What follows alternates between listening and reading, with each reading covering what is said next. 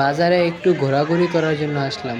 এখানে আসার পর দেখতে পেলাম একজন পকেটমার চলন্ত বাস থেকে এক যাত্রীর হাত থেকে ফোন নিয়ে দৌড় মারলো। ওই সময় পাশ থেকে আরো 2-3 জন বলতে লাগলো, ওই ধর ধর ধর। এই যে লোকটারে ধরলো, ধরার পর ওরে মায়ের আর মায়ের।